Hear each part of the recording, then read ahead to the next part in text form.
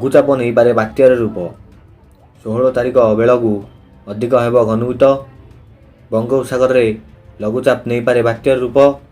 ଏନେଇ ସୂଚନା ଦେଇଛନ୍ତି ସାଇକ୍ଲୋନିକ ଷ୍ଟର୍ମ ନେଇ ପୂର୍ବାନୁମାନ କରିଛନ୍ତି ଆମେରିକାର ପାଣିପାଗ ସଂସ୍ଥା ଆଇକ୍ୟୁ ୱେଦର ପାଣିପାଗ ବିଜ୍ଞାନୀ ଜାସନ୍ ନିକ୍ଲୋସ୍।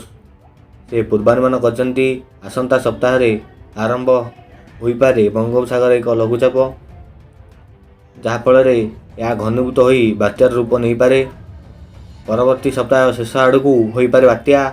ଉତ୍ତର ପୂର୍ବ ଭାରତ ଓ ବାଂଲାଦେଶ ଉପକୂଳ ପ୍ରତି ବିପଦ ସୃଷ୍ଟି ପୂର୍ବରୁ ସାମୁଦ୍ରିକ ଝଡ଼ ହୋଇପାରେ ବୋଲି ଜାସନ୍ ନିକ୍ଲୋସ୍ କହିଛନ୍ତି।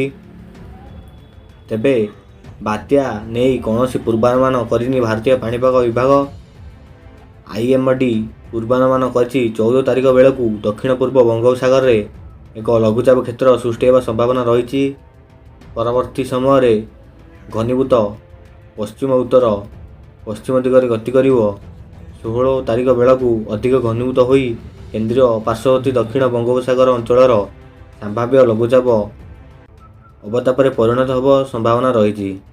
ଏହାର ପ୍ରଭାବରେ 15 ତାରିଖ ଦକ୍ଷିଣ ଉପକୂଳବର୍ତ୍ତୀ ଓଡ଼ିଶା ଜିଲ୍ଲାର କିଛି ସ୍ଥାନ ଓ ଉତ୍ତର ଉପକୂଳ ଓଡ଼ିଶାର ଗୋଟିଏ ଦୁଇଟି ସ୍ଥାନରେ ହାଲକାରୁ ମଧ୍ୟମ ଧରଣର ବର୍ଷା ହେବ।